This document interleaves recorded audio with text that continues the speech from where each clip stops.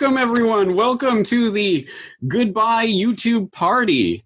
And you will see I have my appropriate party hat that is a happy birthday hat because they don't have a Goodbye YouTube hat at the 100 yen store here in Japan, but close enough. I wanted to have one of those things that you blow on to make the noise. I don't even know what you call them, but they didn't have them at the 100 yen store either. As you can tell from the title of this video, this is a Goodbye YouTube party for some recently deplatformed friends of the Corbett Report. And the big irony of all of this is that I'm still on YouTube, so this is going to go on YouTube. So in case there are any people lost out there in YouTube land who still rely on YouTube for your news and information, this would be a good reminder not to do that. So we're going to introduce you, perhaps for the first time, hopefully not, but at any rate, reintroduce you to some people who have left the platform one way or another, and hopefully you will be able to find other non-YouTube ways of finding them. And as many people have pointed out to me recently, this is a good test because I haven't been censored off of YouTube, so clearly I am a shill. But I guess clearly you guys are not shills. So why is the shill having the non-shills on his channel? I don't know how any of this works. Anyway, let's get everybody on board and introduce everyone. And we're going to go around the table here. So let's start with Derrick Broze. Derrick, say hi. Hey, what's up, guys?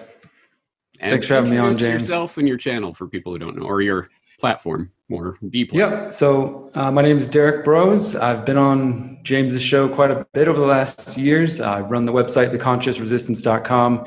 I've been an independent journalist for the last 10 years, and I currently actually write for The Last American Vagabond, working with Bryan and Whitney Webb. And I've worked with nearly everybody in the independent media, from Ben Swan, obviously James, and old school people who've passed on like Jim Mars and others. So yeah, happy to be here. And I have been purged from YouTube in the last few weeks, joining the club.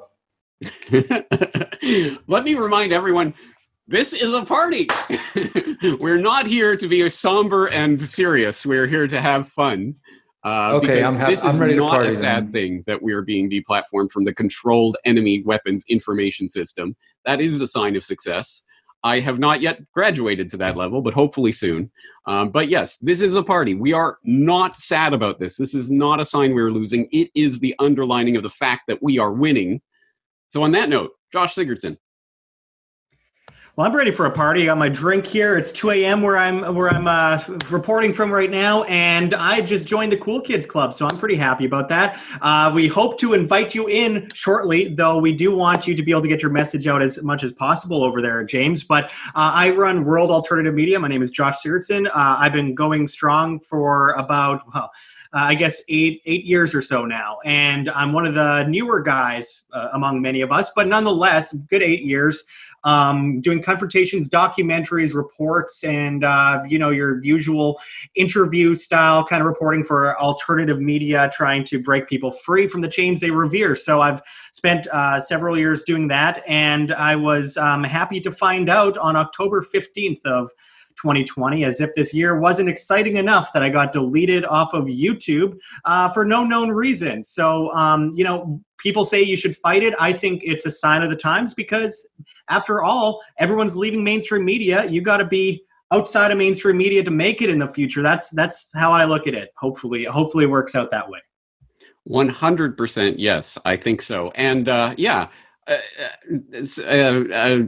whatever I was going to say was really important, but you just made me forget it. Oh yeah, 8 years. You've been doing this for 8 years, but you're like 16 years old. So you were like, you came out of your womb with 26 in your hand. 26. But hey, this will age me much faster. I'm aging at mega speed, going 18 hours a day at this kind of stuff. But look, people can find me still at BitChute, at LBRY, at Flote.app. I'm really happy to represent all these alternative social media platforms at this point because, we're some of the first, and to be the first on board is always a good thing in the long term. And hopefully we'll make a big breakout on there to get this kind of information out to the next person. Not about money at all. It's about reaching people with good information and making it possible to wake people up again from the chains they revere.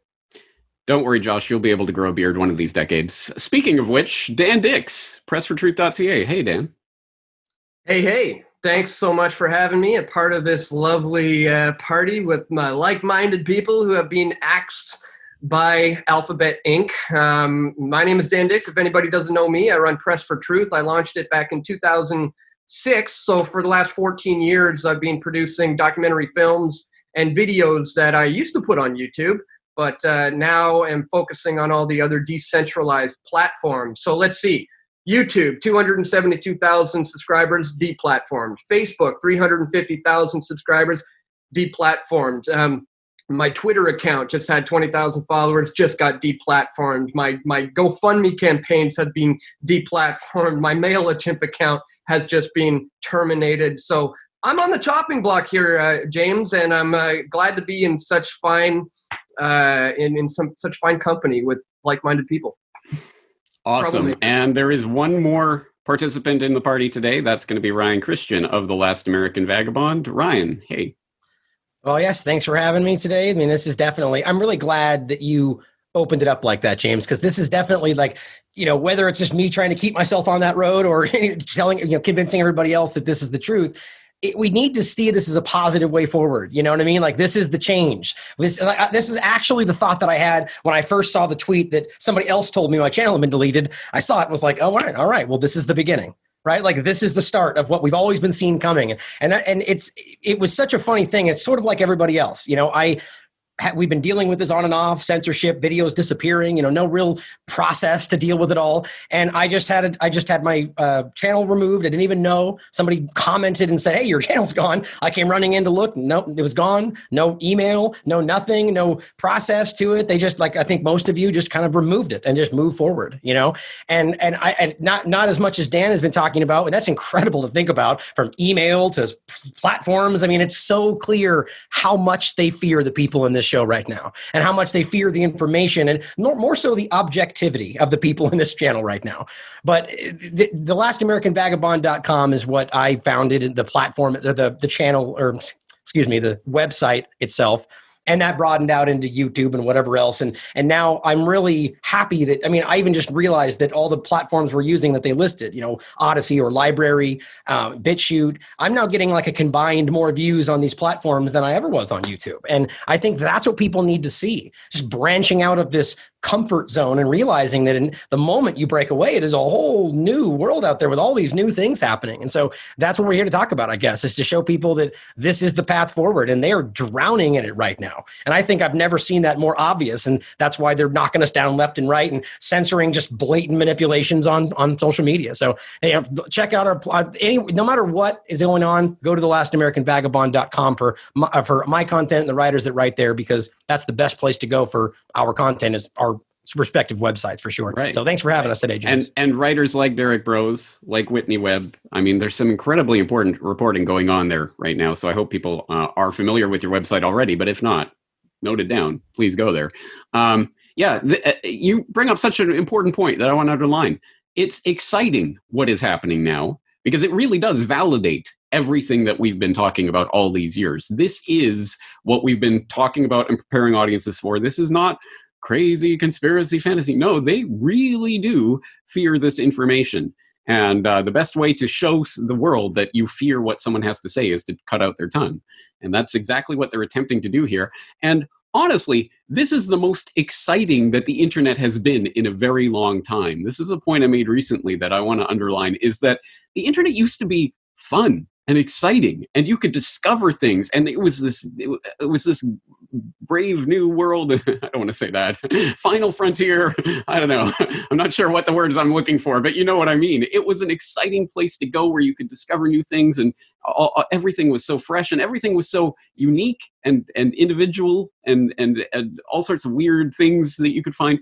And then it became this corporate, homogenized, bland social media garbage that we've seen in the past decade, where I don't know about anyone else, but I almost dread I got to look through the news feed today. It's going to be another, horrible mass of garbage. And it's not just the news itself.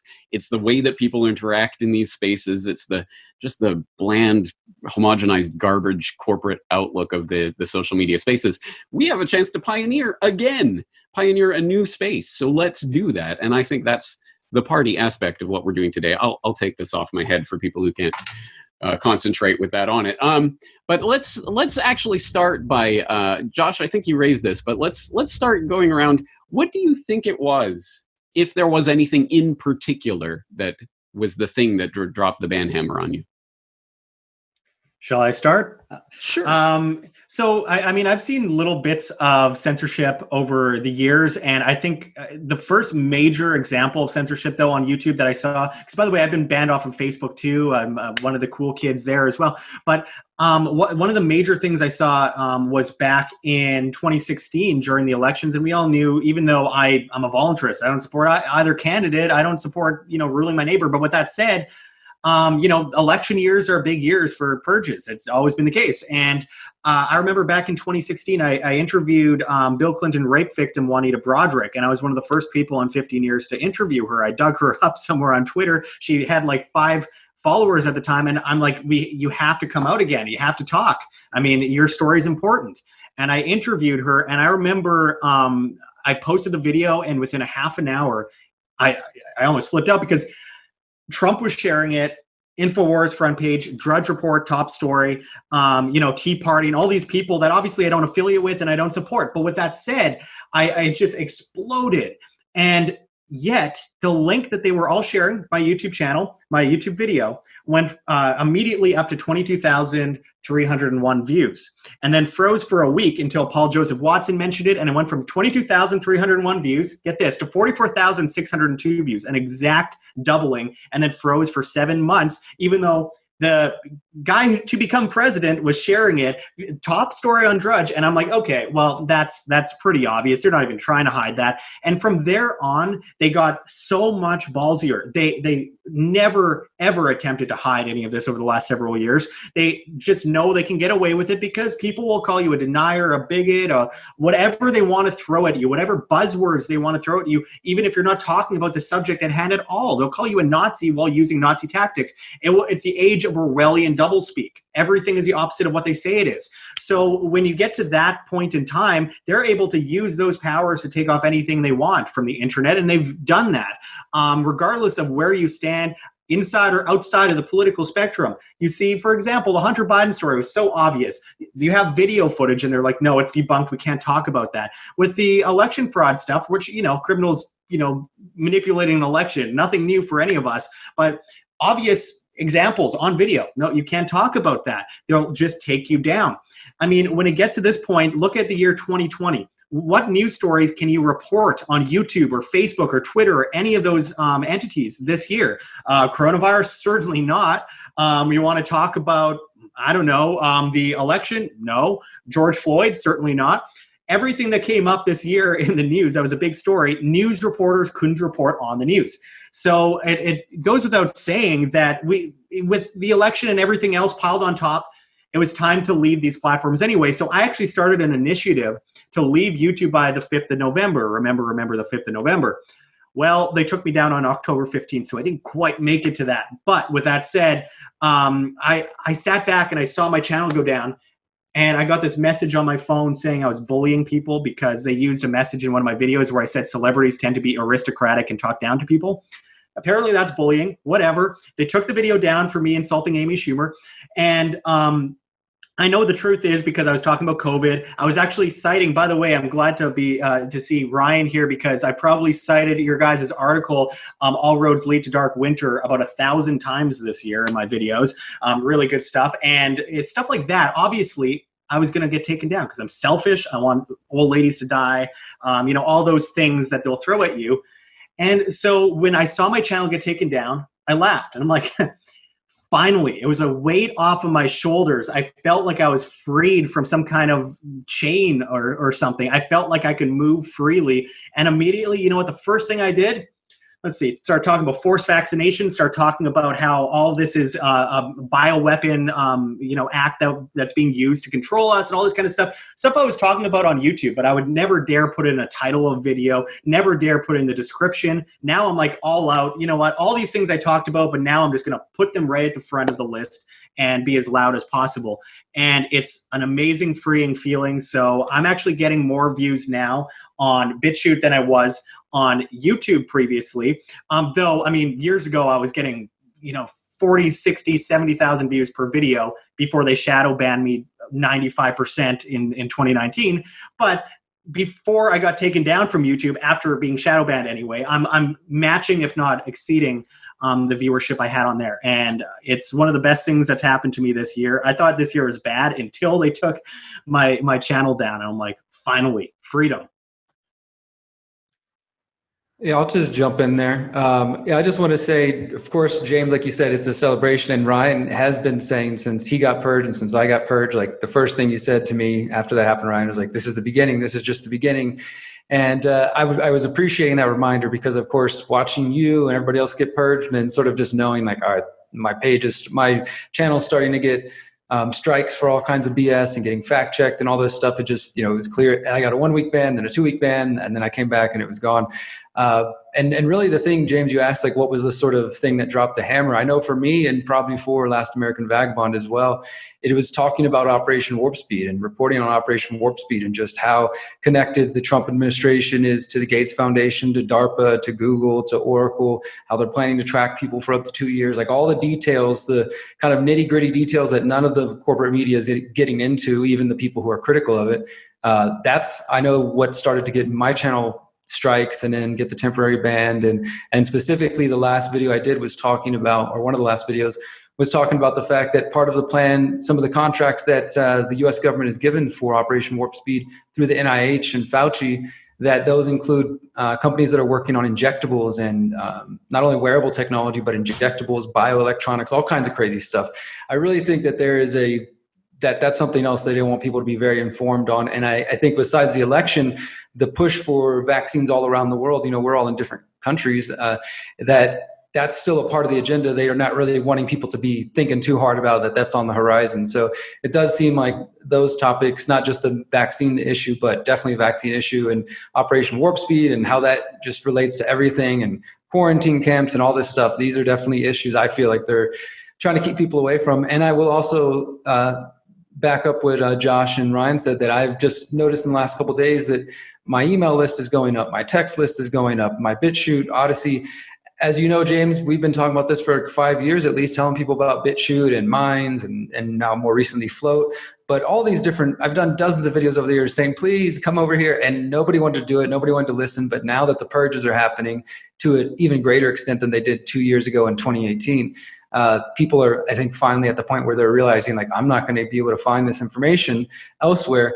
But I will say for me, the big problem, or the thing that I think we're losing, if we're losing anything, is the potential to reach normies via YouTube, which doesn't happen to the degree that it used to. Like you were describing, James, the sort of wild and free internet that used to exist is really not there, and it's been gone for a while. Most people don't realize that. They just trust their Google searches and their YouTube searches, because YouTube's actually a more used search engine than Google itself. More people go to YouTube to search for whatever they're looking for.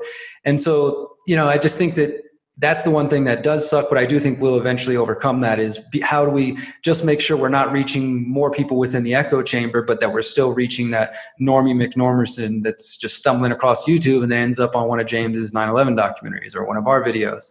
So that's, I think, a big stumbling block at the moment, is how we can keep building these platforms, but overcome the limits to reaching, the normie on Facebook or YouTube, because if we're still there, we're not going to be there very long. That is one of the biggest issues. Sorry to step in here. Let me just interject with a little bit of breaking news for people who haven't seen it yet. As we're recording this, Pfizer is apparently having phenomenal success with their new mRNA gene-altering vaccine, which is they didn't sign on to Warp Speed fully, but they have agreed to supply 100 million doses for the Warp Speed operation. So anyway, and guess who's promoting it and saying this is great news and big win? Trump, of course, because he's going to save you from the vaccines, right, everyone? No, of course not. It's all part of the plan. But anyway, I will definitely have more to say on Warp Speed in the near future, so get ready for that, GooTube. I just wanted to quickly say for 2 seconds here, I thought the same about that echo chamber situation, and it is a real issue, but I do want to point out that about 12 years ago or so, YouTube was an echo chamber away from the mainstream media. When all people have is Fox News and CNN, whose ratings are getting destroyed, and if there's no Trump in office, they're going to completely go bankrupt. They were going bankrupt before Trump got into office. Trump gets into office, and their ratings went up. They're going to completely crash and burn. Keep in mind that YouTube used to be an echo chamber of conspiracy theory videos and cat videos, and now they're cat videos and mainstream media videos. So, I mean, I honestly think that while that is one of my biggest concerns about going to these other platforms, people aren't stupid. I think people, if they really want to find information and they care, the people that really care at the end of the day will find themselves over at these platforms, and we're already seeing that to a great extent. Okay, Ryan, tell us your story. How do you think you got banned?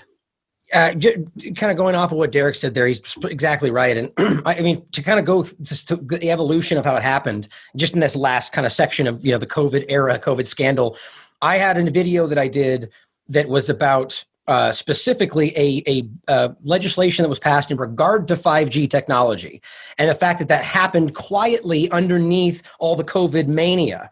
Nowhere in there did I say this is connected. I did go over some information that was showing some interesting ties, but very sourced, very obvious, all factual information. That was like a 50,000 shy of a million. Or I think it did go over a million views. And I've only at that time I was still under 100,000 views, and they deleted it completely. And it was just incredible. And the claim was that I was claiming 5G was causing COVID. They don't even care. It's lazy. They just use what they have. So I think it's a combination of that. That topic was really sensitive for them, then COVID in general. I mean, clearly relaying what CDC and World Health Organization information are putting forward, if it contradicts what they're saying before, well, that's not allowed, right? So, just factual information is fake news in this COVID era. And then also what Derrick was saying, when we got into Operation Warp Speed, it was very apparent, very quick, that they didn't want people pointing out the history of Robert Kadlec or, how they tie in with the anthrax false flag and the use of a vaccine then that they knew would hurt people. And they're the ones testing for safety now. Or Derrick's point about the Profusa chip and the minimally invasive, which is a term they use for things that they inject into your body. Those are therapeutics, even, as Derrick pointed out, in some cases, right? It's just that stuff that they don't. The point is, I think those strike at the root of the two-party illusion. And that's what they wanted to get out of the way, And I think that's what it was for us, is they just knocked us out of the way before the election, before all this was going to come together. And to the point about, there's some, I wanted to include that I was not banned by YouTube. I was banned by Google. And I think this is a new part of this. And I'm seeing this in most cases now for people that get banned. And I think the reason they do this now is they want to make it where it's sort of like a platform, not YouTube, but like a Google level. So you can't start a new account if you don't do it without, VPN in a secret way or so on. So I have my backup channel that's still up, but I have no access to it other than my restream.io that just happened to still have a back-end connection, which is why I'm still streaming there, but I can't pick a video, an image or so on, And so it's interesting, the escalation that's happening. And I think it's going to a level that's like, straight up Google platform down, like Google searches, email. Like I'm noticing already some funky stuff with my Gmails, which I'm just like not even using anymore. It's stuff like that. And I do want to make one quick comment on the Pfizer thing. I talked about that today. And it's really important to note that even Forbes wrote an article about this, that their trials, the safety trials, were designed to succeed. Pfizer specifically only needed 7 people out of 59 to come down with no symptoms, and that's a success. And so if it was 90% effective, that means that only 1, right, in 7 out of this whole thing. I mean, that's crazy talk. And so this is what they're tricking people. It's effective. Oh, I'm going to be immune. No, you'll have a little bit lesser symptoms. That's what it ends up being. So you'll have to get the vaccine every year to make sure you get lessen symptoms, right? It's all this big illusion. And it's things like this that we're all talking about, and not even like whether or not understand one or all of us could be wrong in one way or another. The point is that it's about people who are objective, willing to consider both sides of a discussion. That's just not allowed in the era of whatever we want to call it, the fake news era, the COVID era, or the Orwellian era. That's where we're going, or where we are. Dan. Yeah. So for me, I think the thing that may have really pushed my channel over the edge was back in April, I believe it was, in early April, when I covered one of the anti-lockdown rallies here in Vancouver. Back then, there was only about 10 people, maybe a dozen people who are actively getting out in the streets and trying to, vocally speak out against this thing. I don't know, people may have seen that I tweeted about it. It went viral. It got well over 3 million views in one day. Hashtag End the Lockdown was trending in Canada, #1 trend. The very next day, the famous actor Seth Rogen chimed in and said, "Go home, you effing idiot." And it was intense. But ever since then, the lockdown rallies have started to really expand and really, really grow to the point of thousands and thousands of people coming out now. And I've continued to promote those events and go out and document them and live stream them to YouTube. And then they started removing the live streams of me covering these lockdowns because they don't want these ideas getting out into the minds of the masses, and people in other countries start thinking similar things. And that's exactly what we started to see. And we saw this protest grow in England. We saw it grow in Germany. We're seeing it grow everywhere right now. And I think they tried to nip it in the bud and stop little guys like me from inspiring other people to go out there and do that. So I think it was a progression of that, essentially my COVID-19 84 coverage, essentially. And it may be possible to track this back, as Ryan said, to literally Google. When I confronted Eric Schmidt at last year's Bilderberg in Switzerland, when I confronted him about removing certain conservative right-leaning voices from the internet, and 5 days later, I was completely demonetized from YouTube, and then just months later, I'm completely removed from the platform altogether. So maybe that's where it started. But I honestly think it was more so my coverage of the anti-lockdown protests. All right, some obvious themes keep popping up here for obvious reasons, I think. Obviously, this is timed in around the selections in the U.S. and, of course, around the vaccines and COVID-19 84 hysteria, which, for the record, I'm not backing down on. I'm talking about this openly. I just, for whatever reason, they haven't taken down my channel yet. But as I say, it's coming. So anyway, let's preemptively celebrate my departure from YouTube on YouTube. But let's think proactively. Let's think the future. Where is this heading? I want to get your thoughts on what you're excited about in the pioneering the sort of the next space, the decentralized web, or whatever is coming. What sort of ideas are you most excited about?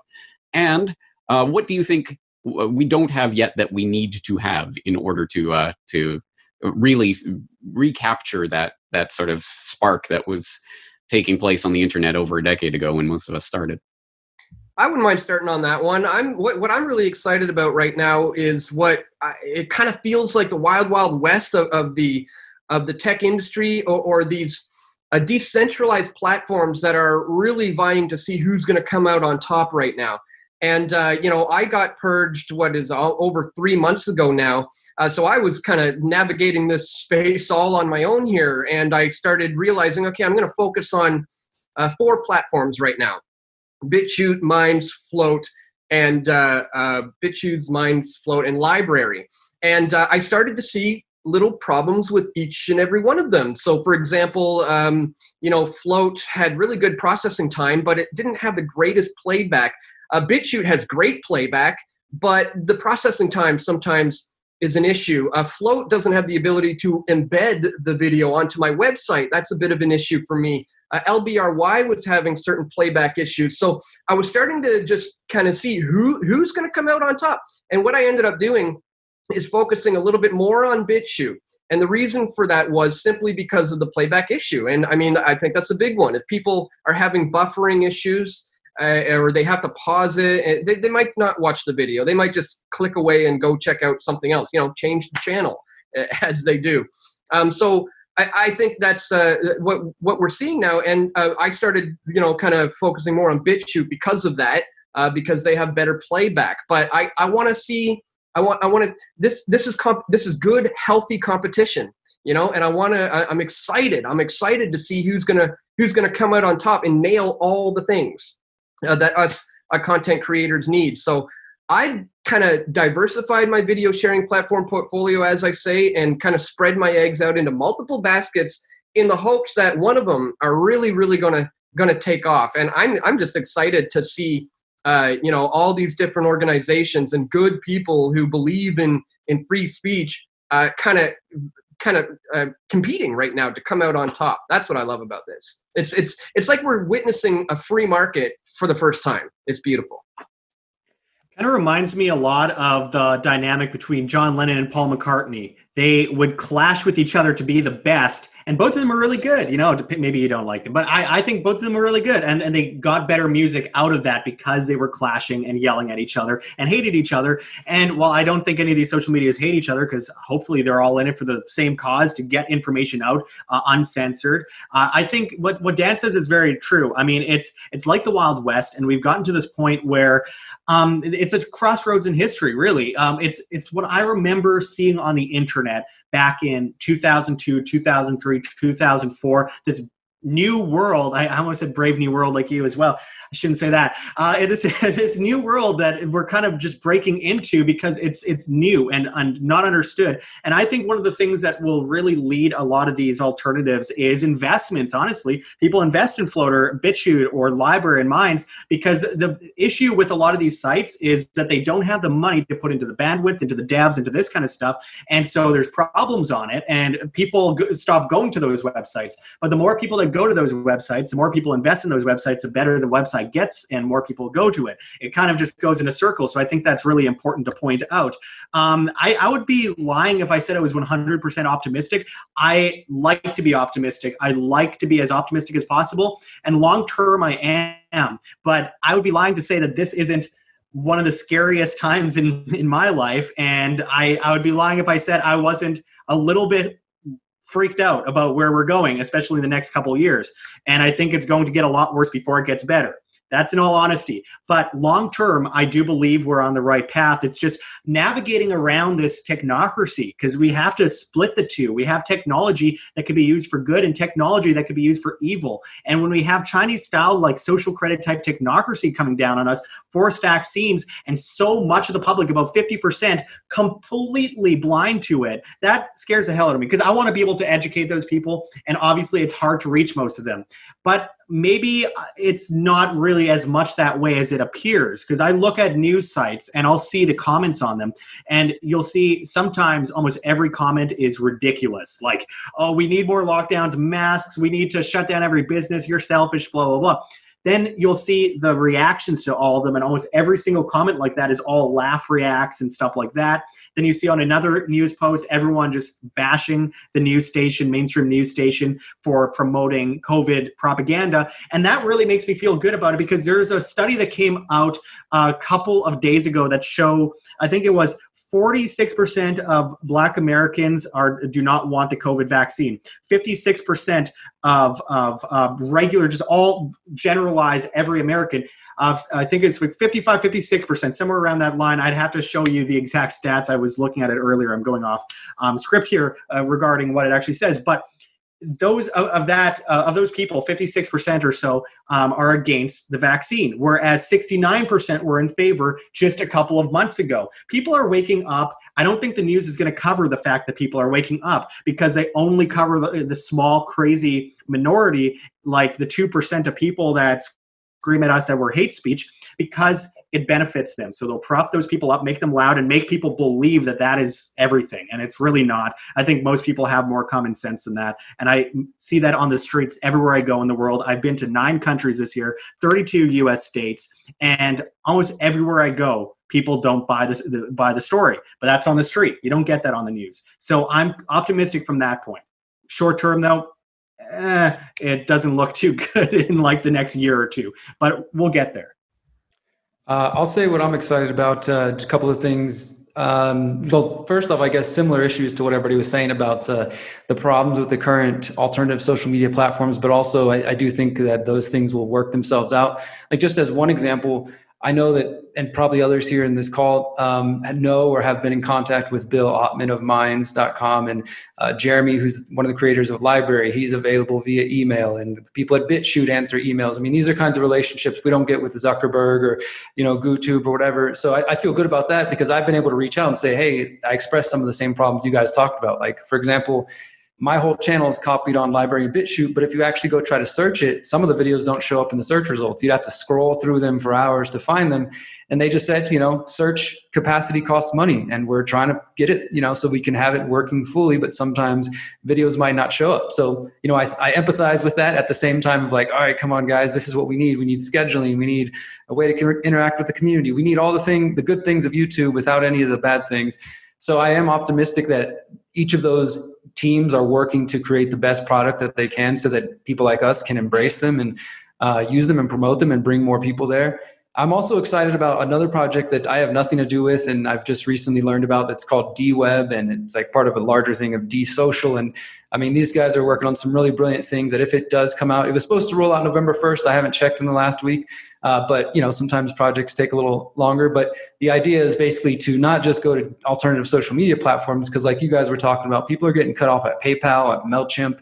They're going to come after the DNS servers and the ISP addresses next, and then websites will be taken down themselves. But the idea with DWeb is that you can have a website that is hosted still on the World Wide Web, and it's not on the deep web where they need Tor, but it's still existing just in a more decentralized way, kind of like similar to the way people use torrents and stuff like that. So if that thing comes out and is successful, which is pretty exciting, like that could be really powerful. I'm also excited, and also at the same time, I'm interested to see how things play out, to see like Ben Swan's doing his ice.media, and David Icke's got his own thing, and Mark Pastio is coming out with his own. People are kind of creating their own video sharing platforms in addition to alternative social media. And I know Ryan's on a couple, and so people are gravitating to different platforms. And in some ways, again, I feel like maybe that'll spread the audience then, because I've had some of my listeners say, oh, I don't know where to look to find you, James, and this person, you guys are all on different platforms. And, I feel like there's some consistent ones that we're all on, but I do worry that maybe we spread ourselves too thin and people just don't know where to go. So yeah, that's both exciting, and I guess we'll see how it plays out. And yeah, I think that the problems that we have now will be worked out. I do think that there are many, many people, both in the crypto space and the encryption space, who see what's happening. Whether or not they buy into everything else that we talk about, they also see the problem with centralization of the internet and censorship. So I do have faith and hope people will speed up their work as quick as possible, because we need their solutions.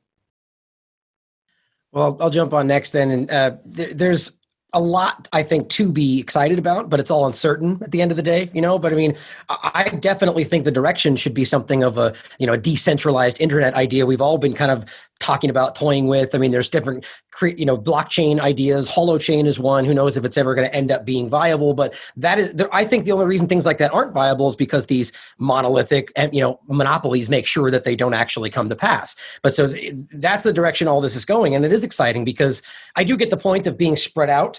But at the same time, if your content is on every single one of those platforms, why is that difficult to find? You know what I mean? Like, I think I almost go the other direction. As many as I possibly can on every possible platform, and even YouTube, if they would have still let us, and that's kind of the idea. Get it in front of as many people as possible while not putting all your eggs in one basket. But I also do agree with Dan in regard to, maybe focusing on one, like getting a good following on BitChute, and then as well as all the rest. The exciting part is the fact that this is opening up at a time when, like Derrick said before, not even less than a year ago, I feel like people wouldn't have been this willing to jump away from YouTube, and it's snowballing. And it's because of I do think it's because they rushed this to a degree. It had a very end game kind of feel to it, and they were rushing this in, and they were knocking people off, and it really exposed how flagrant it was. That they were accusing me of impersonating myself for like 2 months until they finally were like, oh, wait, we meant COVID-19. It's just so clumsy. And that's what we can all see happening right now. And I think ones like Odysee or LBRY, which I think Odysee is just kind of like their face to LBRY, but they're the same platform. That is a really good one. But again, it does have kind of these issues sometimes with playback and so on. And, I think that's what the problem is you have all these, like Dan said, that have their one strong point, but none of them really have all of it at the same time.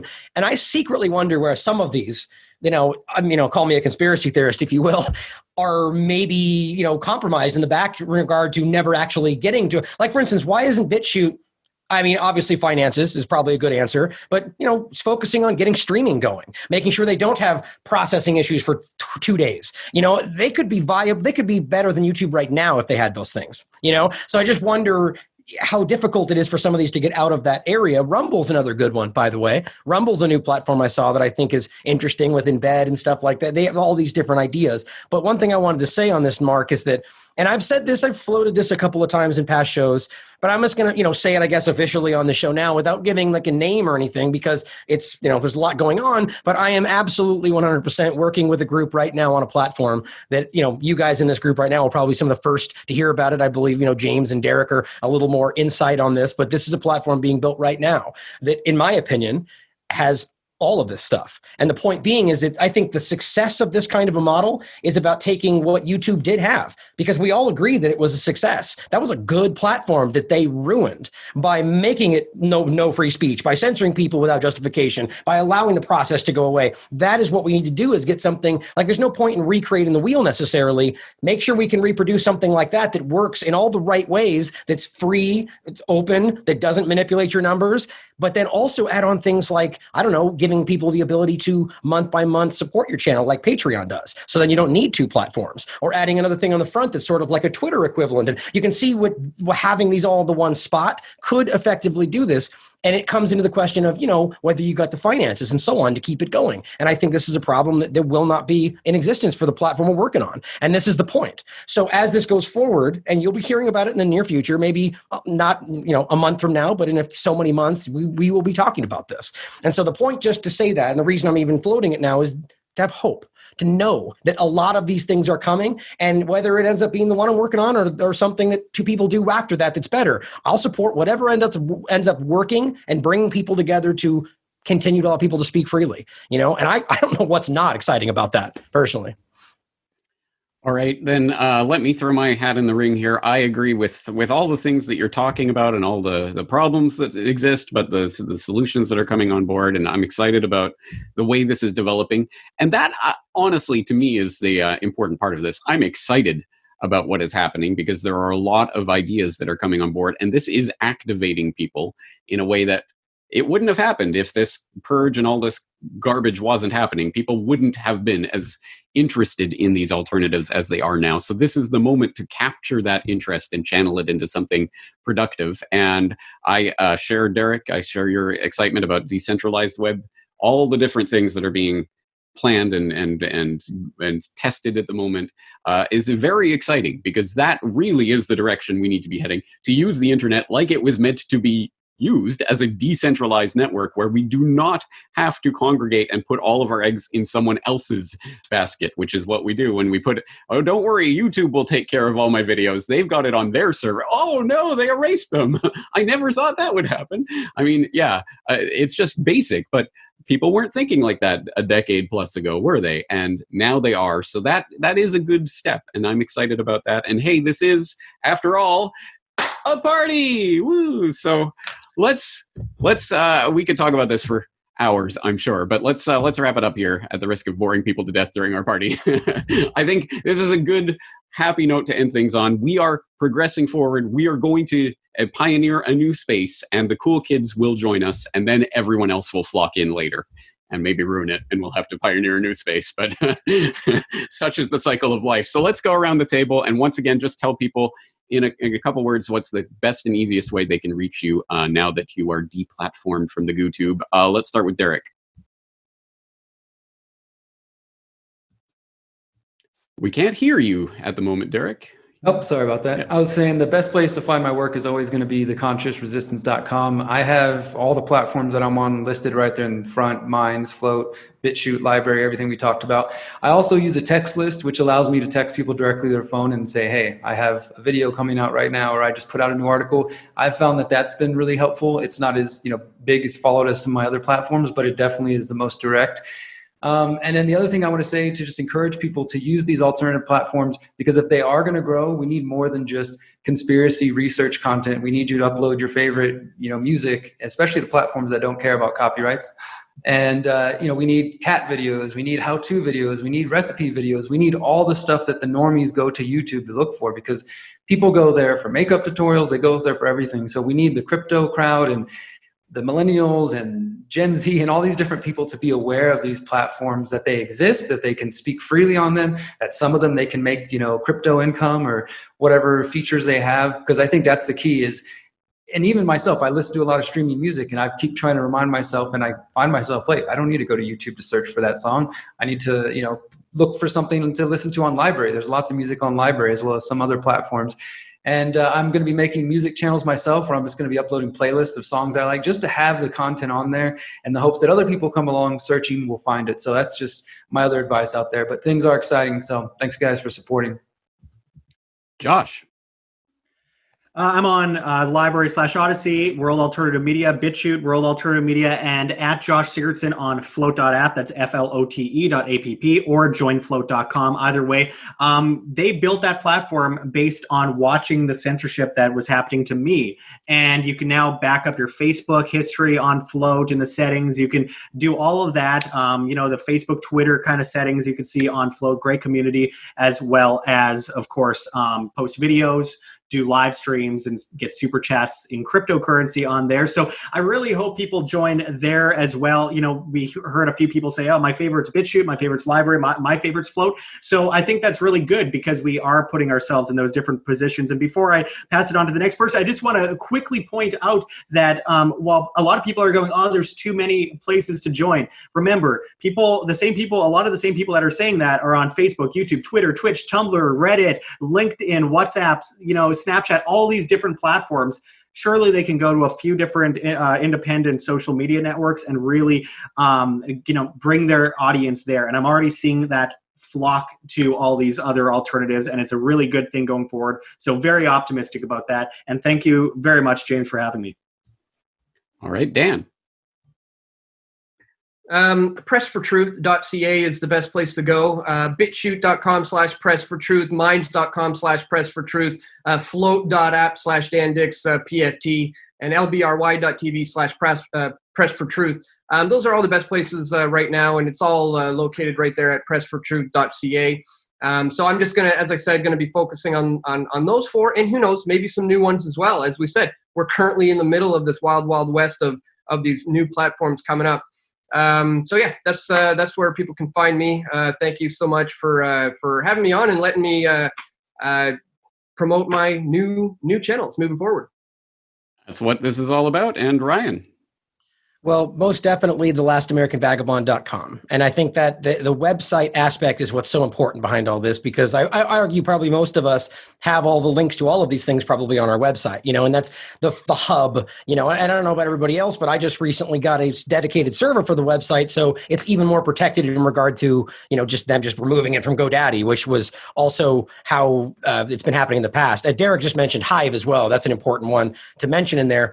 But I mean, right now I'm streaming on Rockfin, Flote, 3Speak, Periscope, VK, all kinds of different platforms. Then I upload it afterward to, by the way, I would be streaming if they had the streaming possibility. And that's the important part, but to Odysee and all these different things after the fact. And there's just so many things out there, but just go to any of them and search for The Last American Vagabond, because the funny thing, they actually give the search results on those platforms, and you'll find us if you search for our names. So that's the difference you won't find on things like YouTube. So just get out there and search for us and follow our work on whatever platforms. And as Josh made such an excellent point there, it's more of a mental thing to think I can't have more platforms. You already have so many platforms. Or just a kind of side note, like I do such long videos. Everyone knows that. I used to do clips of these videos. People say, why don't you make clips? I can't watch that long. So I said, okay, fine. I took so much time. I broke them up into clips.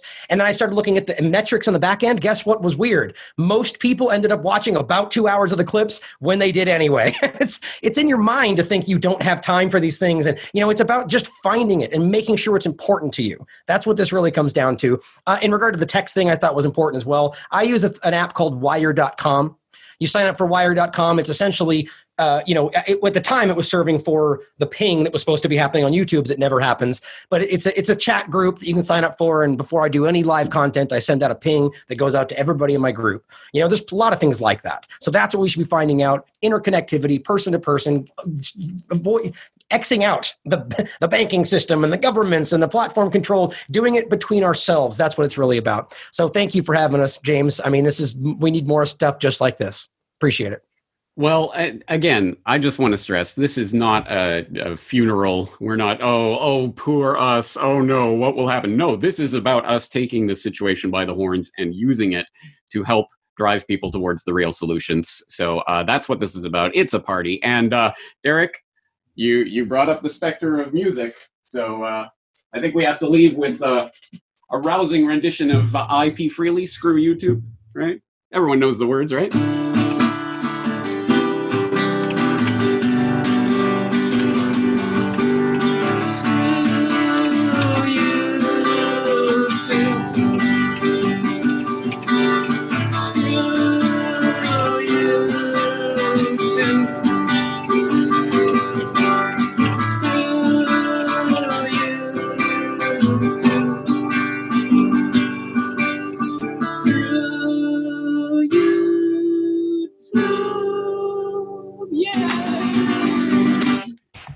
All right. I think we'll leave it there. What do you guys think? I should have brought my guitar. All right. Well, cheers. Thanks, everyone. And of course, the links to everyone's websites are going to be in the show notes for this. So go check it out. Go support them. Support the independent media that's been doing this for over a decade now and will continue doing it, just not on the controlled platforms. That's all for today. James Corbett, CorbettReport.com. See you guys later.